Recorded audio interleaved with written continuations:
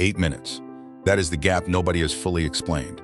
At 2:28 in the morning, a cardiac monitoring device stopped transmitting inside a home in the Catalina foothills of Tucson, Arizona.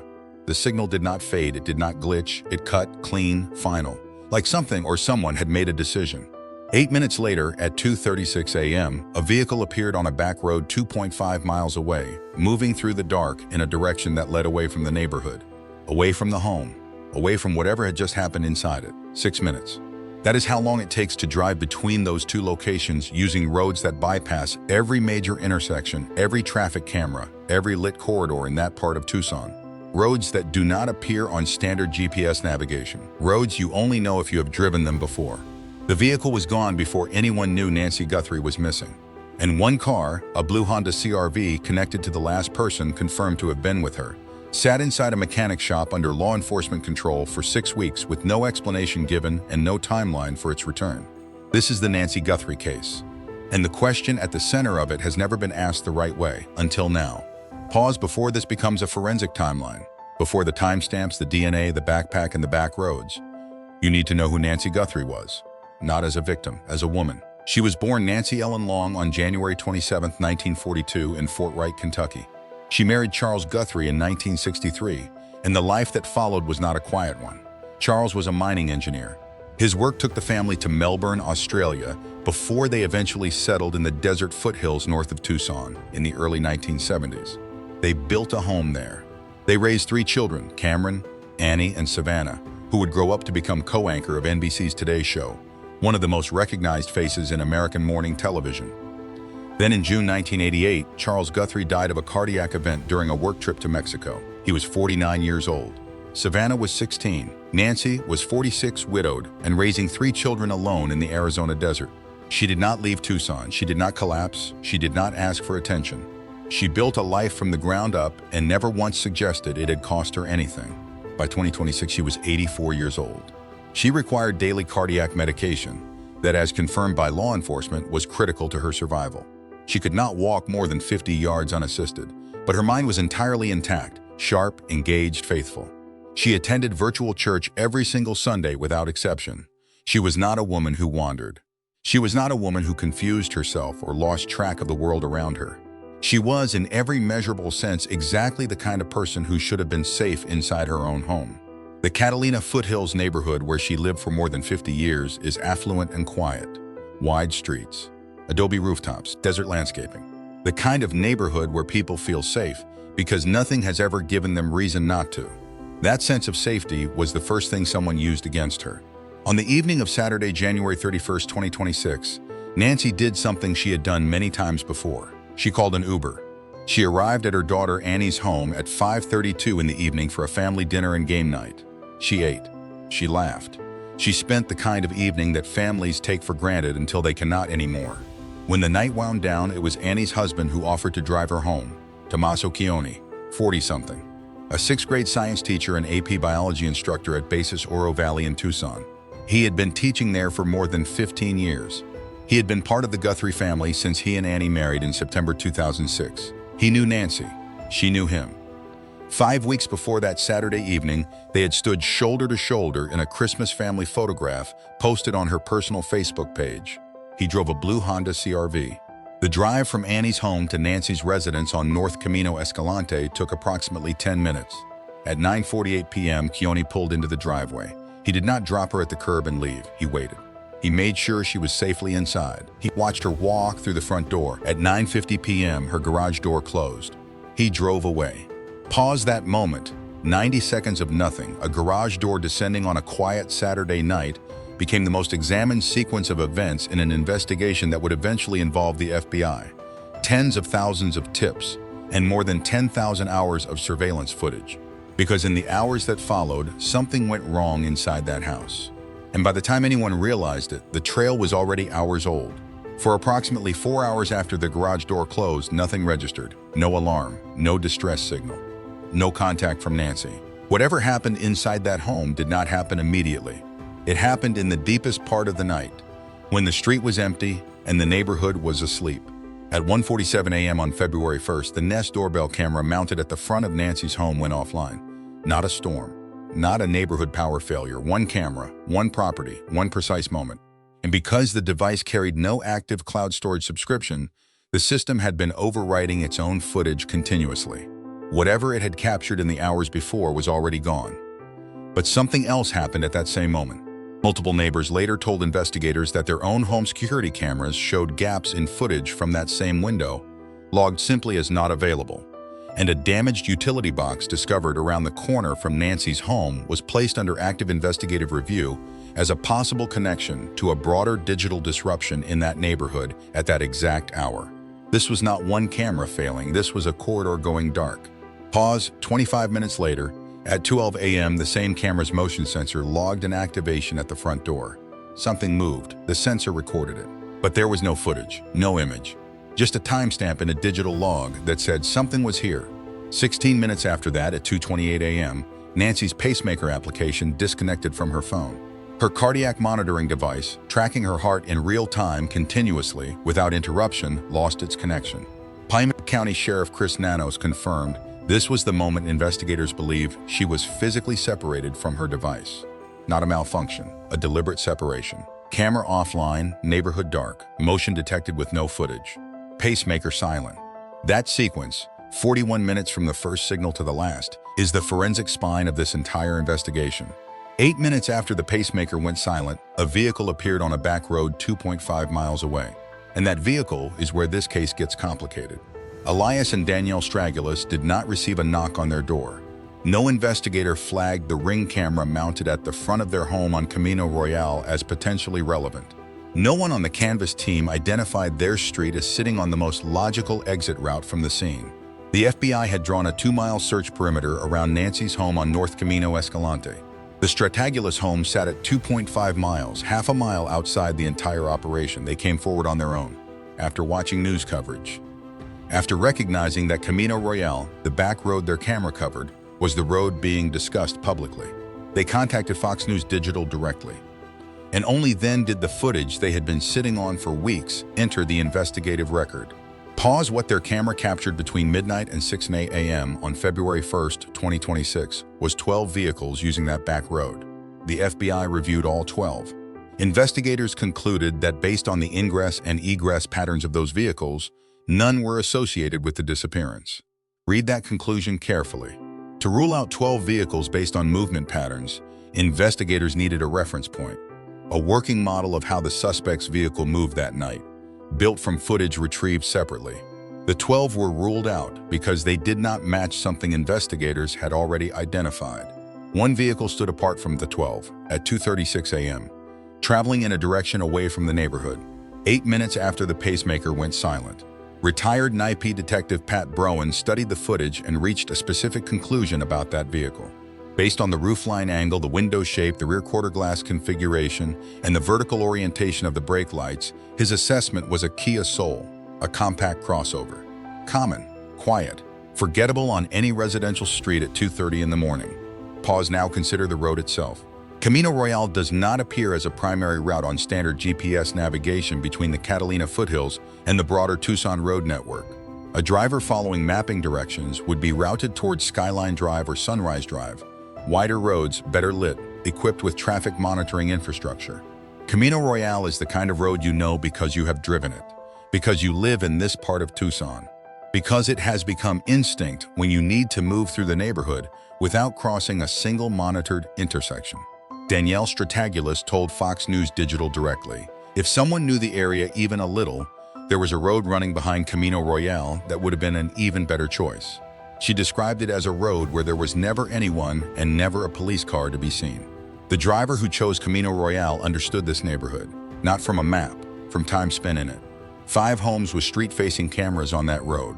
None had been contacted by investigators before the Stragulis family came forward. One neighbor, Aldine Meister, told Fox News she had seen an unidentified man walking near the junction leading toward Nancy Street in mid-January, weeks before the disappearance. He was younger, he did not have walking gear, his hat was pulled far down over his face. She mentioned it to her husband at the time, but did not report it until after the case became public. A separate neighbor reported seeing an unidentified male near what appeared to be an abandoned dark red Honda SUV at an intersection between Camino Royale and Nancy's home, on the morning of February 2nd, one day after she disappeared. The vehicle had visible bumper damage. The man was described in detail. The Honda stayed in place for approximately 3 days before being moved. The Pima County Sheriff's Department did not respond to requests for comment on that sighting. Weeks of activity. On the roads connecting the search perimeter's edge to Nancy's front door, and the perimeter stopped half a mile short. The camera was gone. The device had been physically removed from its housing, not knocked loose, not malfunctioning. Removed. And with no active cloud storage, the footage was supposed to be erased forever. Then the FBI went to Google. 8 days. Engineers working inside Nest's back-end server architecture, pulling residual data that had not yet been fully purged from the system. On February 10th, FBI Director Kash Patel released what they recovered: 6 still photographs and 3 video clips. What the footage showed removed any remaining question about whether this was a random crime. The figure in the footage is masked from head to chin, black gloves covering both hands. A 25-liter Ozark Trail hiker backpack, sold exclusively through Walmart, secured tightly across both shoulders. A holstered firearm visible at the front of the body. A flashlight held between the teeth, leaving both hands deliberately free for work. The figure approaches the front door of Nancy's home, raises one gloved hand directly over the camera lens, then reaches for a nearby shrub and uses the branches to physically obstruct the device further. This was not a person who discovered the camera by accident.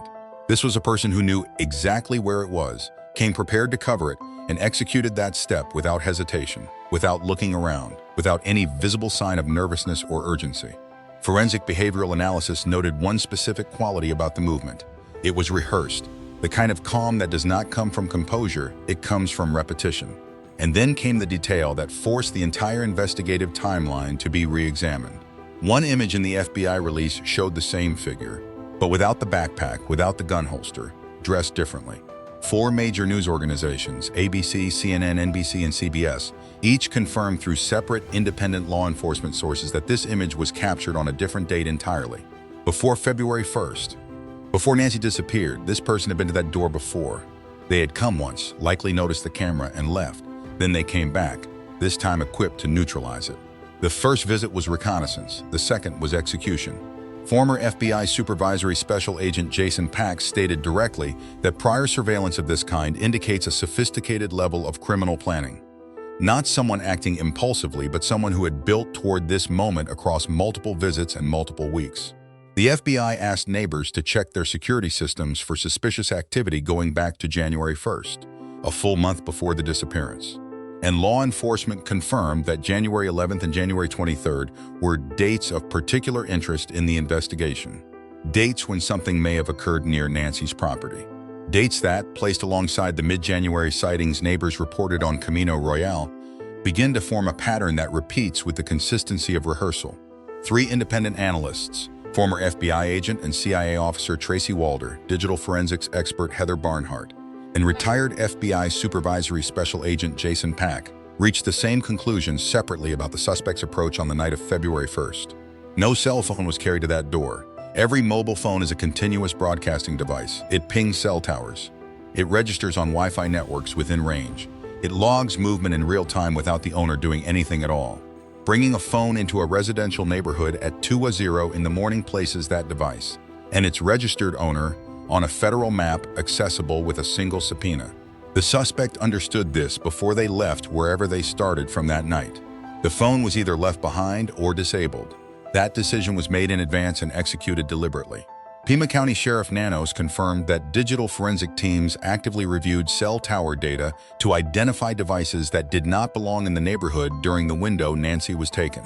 By establishing the regular pattern of devices in that area, what experts call the pattern of life, investigators can identify anything that appeared, disappeared, or went dark during a specific window. Digital forensics expert Heather Barnhart raised a further layer. A device does not need to connect to a Wi-Fi network to leave a trace near it. Being within range of a router causes the device to appear in that router's access log as a detected signal. Nancy's home router and the routers of neighboring properties may contain records of unrecognized devices that appeared within range on the nights of January 11th, January 23rd, and February 1st. 3 separate visits, 3 potential logs, 3 chances to have left something behind without knowing it. But the suspect was not working alone that night. And what was visible in one frame of the FBI footage protruding from the suspect's front right jacket pocket, tells you exactly how the coordination was managed. Former FBI agent Tracy Walter studied the footage frame by frame on a publicly released podcast appearance in late February. The object she identified was an antenna. Her assessment, delivered with the precision of someone who has spent a career reading operational details in the field, a walkie-talkie. Her reasoning was direct. A getaway vehicle is going to be critical in a case like this. If someone else was helping, a walkie-talkie is exactly how you coordinate a driver at short range without leaving a single record in the tower data the FBI has been processing since day one. Former FBI agent Jennifer Coffindeffer was more direct still. She stated publicly that the suspect at the door absolutely had at least one accomplice, possibly more. She pointed specifically to the antenna visible in the footage and concluded the operation was coordinated. She added, at least 2 people were involved. That assessment removes the possibility of a lone actor from the investigative picture entirely. Retired police detective Lisa Miller reinforced the walkie-talkie conclusion from a different angle. The doorbell footage does not show the kind of video distortion that appears when a Wi-Fi jammer is used in close range, a detail confirmed by her own experience with signal disruption during law enforcement operations. The quality of the recovered video ruled out a jammer, which puts the antenna squarely in the walkie-talkie category. A device built for one purpose, coordinating a second person at a specific distance, bringing a vehicle to a specific location at a specific time. At 2:28 a.m., the pacemaker disconnected. 8 minutes later, a vehicle was on Camino Royale, someone at the door, someone behind a wheel, and a frequency between them that left no trace. This is the detail that no one has fully accounted for publicly. The blue Honda CRV belonging to Annie Guthrie and Tommaso Cioni was taken into law enforcement custody in the first days of February 2026. Investigative journalist Dave Mack, reporting for Nancy Grace's Crime Stories podcast, described what followed as an exhaustive forensic search of that vehicle. The Pima County Sheriff's Department confirmed to Parade magazine that the car was still part of the active investigation. As of March 11, 2026, 6 weeks into the investigation, that vehicle had not been returned. It was sitting at a mechanic shop under the full control of the Pima County Sheriff's Department, being reassembled after the forensic examination, with no timeline provided for its return. Consider what that timeline means. In kidnapping investigations, vehicles connected to individuals who have been publicly cleared are typically returned once forensic processing is complete. The processing of a standard passenger vehicle, even a thorough one, does not take 6 weeks. The duration of this examination suggests either that what investigators were looking for inside that car had not yet been fully resolved, or that what they found required additional analysis beyond the initial processing. Tommaso Cioni drove Nancy Guthrie home in that blue Honda CRV on the night of January 31st. It was the last vehicle she was confirmed to have been inside before she disappeared. If that car contains any trace evidence connecting it to the events of February 1st, biological material, fiber transfer, anything, its continued presence in custody means the forensic analysis is not finished. Investigators also conducted a multi-hour search of Cioni and Annie's home using luminol, the chemical compound used to detect biological traces not visible to the naked eye. That level of forensic examination is not performed on locations with zero investigative relevance. On February 16th, Sheriff Nanos issued a formal written statement clearing the entire Guthrie family, to include all siblings and spouses, as possible suspects. He called the online targeting of Cioni and Annie cruel and unfounded. That language in an official law enforcement press release is not standard. It is deliberate. And yet at the time that statement was issued, the blue Honda CRV was already sitting in a mechanic shop, and it stayed there for weeks after the clearance was announced. Investigators have explained that cleared as a suspect does not necessarily mean cleared of all evidentiary relevance. Cioni was the last person with Nancy. His vehicle was the last vehicle she was inside. Both facts exist simultaneously with his formal clearance, and they do not cancel each other out. Sheriff Nanos addressed the public scrutiny in a separate interview. He said, and the substance of this is documented. I understand why people focus on the last person to see her alive. But placing a mark on someone who could be completely innocent and who is family is not something the evidence supports. He did not dispute that Cioni was the last person to see her. He disputed that the fact alone was sufficient basis for accusation. He was right. Last contact is not evidence of guilt. It is the starting point of an investigation, not the conclusion. On March 1st, Savannah Guthrie returned to the Today Show for the first time since her mother disappeared. She was joined at the memorial outside Nancy's home by her sister Annie and Tommaso Cioni. The three were photographed together near Nancy's mailbox, standing close, united by what no family should have to share in public. The car remained in the shop. Within hours of the FBI releasing doorbell camera footage on February 10th, the internet had produced a name. Not from investigators, not from law enforcement. From online analysis, people studying the suspect's height, build, movement pattern, and visible facial features frame by frame, then pointing to one specific individual. Dominic Evans, 48 years old, 5th grade elementary school teacher, father of 3 sons, drummer in a Tucson-based rock band called Early Black, and the bandmate of Tommaso Cioni for nearly 2 decades. What followed was not investigation, it was a flood. People gathered outside Evans's home in a Tucson suburb. He and his wife, Andrea, spent the night with the lights off, watching through their windows as strangers accumulated on their street. Their teenage son was told not to come home.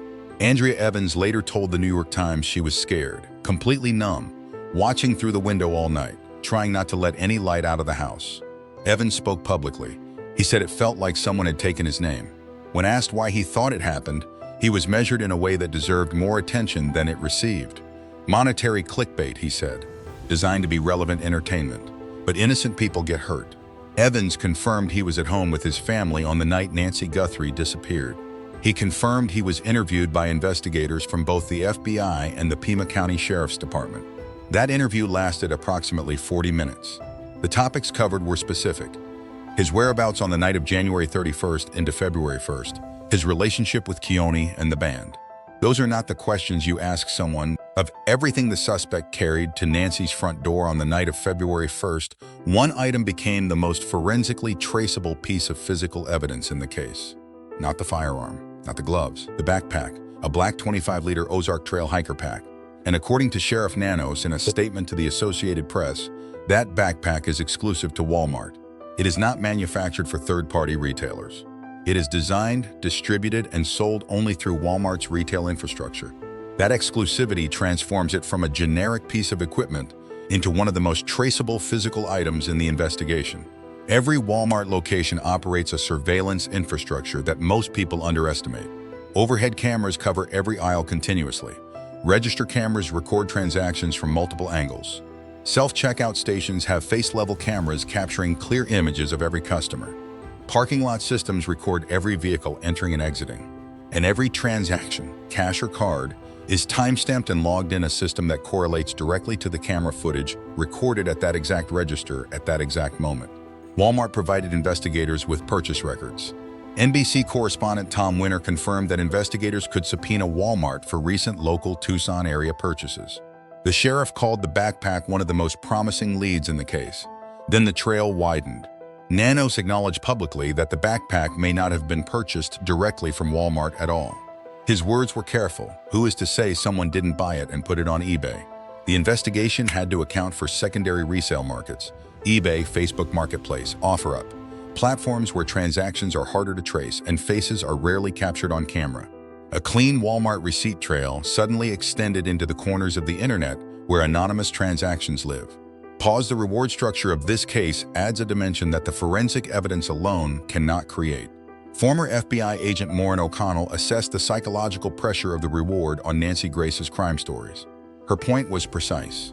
If more than one person was involved in this, which the evidence strongly suggests, then each participant is now sitting alone with a number in their head, over $1.2 million, and each one knows the other is sitting with it too. That calculation does not stay stable indefinitely. In a coordinated operation built on trust between 2 or more people, the reward is the variable that introduces doubt. It only takes one person to decide the math works in their favor. And when that happens, operations built on coordination unravel from the inside. The backpack trail is a forensic thread. The reward is a psychological one. And in cases like this, it is often the second thread that breaks first. There is a fault line in this investigation that has received less attention than it deserves. On February 24th, Pima County Sheriff Chris Nanos stood in front of cameras and addressed the reporting from 4 major national news networks: ABC, CNN, NBC, and CBS, each of which had independently confirmed through separate law enforcement sources that the masked suspect had visited Nancy's porch on a prior date before February 1st. The sheriff called that reporting purely speculative. 4 networks, 4 independent sources, 1 public denial. That contradiction is not confusion. It is almost certainly deliberate case control. managing what the suspect believes investigators know by keeping specific confirmations out of the public record. But it is not the only fracture running through this case. Reports surfaced in February that friction had developed between the FBI and the Pima County Sheriff's Department. The specific allegation, reported by multiple outlets and not denied by either agency, was that the Sheriff's Department had at some point denied FBI agents access to evidence collected from the scene.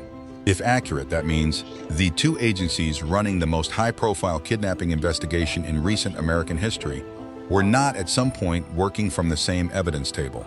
The sheriff faced additional criticism for attending an Arizona Wildcats NCAA basketball game during the same period the Guthrie family was filming a direct public response to the suspected captors. The Arizona Republic published a report raising discrepancies in his publicly posted professional resume, alleging he resigned from a prior law enforcement position in 1982 to avoid termination following disciplinary matters. The Sheriff's Department acknowledged two clerical errors in the posted document, but did not address the substance of the underlying allegations. The United Cajun Navy, a volunteer search organization with a documented record in missing persons cases, formally offered a full operational package to the Sheriff's Department and received no response. A second established volunteer group was similarly turned away. But here is the other way to read those decisions. Former FBI agent Jennifer Coffindeffer raised the question publicly: why does the sheriff keep declining proven volunteer search resources? Her own assessment offered an alternative explanation. If investigators already know the geographic focus of the case, if the investigation has already narrowed to a specific area they are not ready to disclose publicly, then turning away civilian search operations is not mismanagement. It is control of an active operational area. That same logic would explain the Ford network denial. The same logic would explain why a cleared man's vehicle sat in a mechanic shop for 6 weeks, with no explanation offered. Tell the public less than you know. Let the subjects of the investigation believe the picture is wider and less focused than it actually is. Build the case in the silence between what is confirmed and what is denied. In March 2026, a dedicated task force was formally established. 5 Pima County Sheriff's Department officers and several FBI agents assigned to the Guthrie case full-time. When resources consolidate around a case rather than expand outward, it does not mean the investigation is stalling. It means the investigative field has been reduced. Verified leads are being worked toward a specific outcome. The case is not wide anymore, it is narrow, and narrow is where cases close. 40 days, no arrest, no named suspect, no confirmed location for Nancy Guthrie. But here is what the forensic record has assembled. Not theory, not online speculation, not internet accusations without evidence. Confirmed, sourced, verified fact. A vehicle appeared on Camino Royale at 2:36 a.m., 8 minutes after the pacemaker went silent, on the most logical exit route from the scene, on a road that does not appear in standard navigation, on a road a neighbor described as one you only know if you have spent time in that neighborhood. A retired NP detective assessed it as a Kia Soul based on specific visual characteristics in the footage. The blue Honda CRV connected to the last confirmed person to see Nancy alive sat in law enforcement custody for 6 weeks after an exhaustive forensic examination, with no return timeline provided and no public explanation given. The DNA recovered from inside Nancy's home contains genetic material from at least 2 unidentified individuals. It returned no match across a database of 26 million records. It was sent to a private forensic laboratory in Florida for genetic genealogy processing, a technique capable of identifying individuals through familial DNA connections that standard databases cannot reach. The suspect visited Nancy's porch on at least 2 separate dates. 4 independent national news networks confirmed it through separate law enforcement sources. The operation was built across multiple visits, multiple weeks, multiple decisions. The suspect carried no cell phone, carried a communication device that left no tower record, worked with at least one other person who was staged nearby in a vehicle, waiting for a signal. The digital infrastructure of the neighborhood was disrupted at 1:47 a.m. A utility box under active investigative review as a possible mechanism for that disruption. Dates of investigative interest: January 11th, January 23rd, February 1st, 3 nights, the same corridor. The same window of darkness. Tommaso Cioni was formally cleared as a suspect on February 16th. His vehicle remained in forensic custody weeks after that clearance. Cleared as a suspect does not mean cleared of all evidentiary relevance. Last contact is not guilt. It is a starting point. And the starting point of this investigation has not yet fully resolved. Dominic Evans was interviewed once for 40 minutes and has not heard from investigators since. The internet placed him at the center of this case on the basis of physical resemblance. Law enforcement has neither confirmed nor dismissed his relevance publicly. The sheriff used the word hell to describe what Evans and his family experienced. That is not the language used for someone under active suspicion. The real suspect remains unidentified, armed, masked, somewhere at the end of an 8-minute window on a dark back road in the Tucson desert. Nancy Guthrie has not been found. She is 84 years old. She requires daily cardiac medication. She attended virtual church every Sunday without exception. She raised 3 children after loss and built a full life in the Arizona desert without asking anyone to notice. She was not a woman who wandered. She was not a woman who disappeared by accident. On March 1st, 2026, Savannah Guthrie returned to the Today Show for the first time since her mother disappeared. She sat behind the same desk she has sat behind for years, in front of the same cameras, delivering news to the same millions of people who had been watching her carry something no one should have to carry in public. Savannah has spoken about what the family has allowed themselves to acknowledge.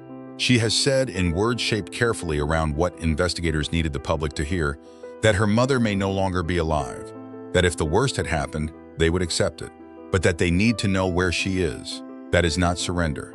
That is a daughter choosing truth over hope, because she loves her mother too much to let hope become a substitute for answers. Here is what the investigation knows. Assembled piece by piece across 40 days, the suspect prepared. They selected the vehicle, the route, the backpack, the communication device, and the timing. They visited the property on at least 2 prior occasions to understand the camera placement, the entry points, the digital infrastructure. They disrupted that infrastructure before the approach began. They coordinated a second person at a distance using a frequency that leaves no trace. They moved through a corridor that required local knowledge to navigate silently. And they were gone before the neighborhood woke up. Former FBI agent Maureen O'Connell made one assessment that has stayed with this case since she made it. If more than one person was involved, and the evidence suggests there was, then the reward is not just sitting in front of the public. It is sitting in front of everyone involved. And a reward of that size changes the calculation for everyone who has been carrying a secret since February 1st. Over $1.2 million. The Guthrie family offering $1 million, the FBI offering $100,000. Tucson Crime Stoppers adding further to the total. That number is anonymous. That payment is in cash. If you have any information about this case, anything at all, the tip line is 1-800-CALL-FBI. You can also submit online at tips.fbi.gov. Tips are completely anonymous. The reward can be paid in cash. One detail, one moment, one thing that did not seem important at the time and has been sitting with you since February. That is all it takes. The dedicated task force is working. The DNA lab is processing. The footage is still being analyzed frame by frame. Every thread is still being pulled. This investigation has not gone cold. It has focused. And somewhere in that focus, in the 41-minute window, in the 8 minutes on a back road, in the 6 weeks a car sat in a mechanic shop, the answer is already assembled. It just has not announced itself yet. Silence is a choice. And choices in an investigation like this one have a way of surfacing whether the person making them is ready or not. Nancy Guthrie deserves to be found. The truth is still out there. And this case does not close until both of those things happen.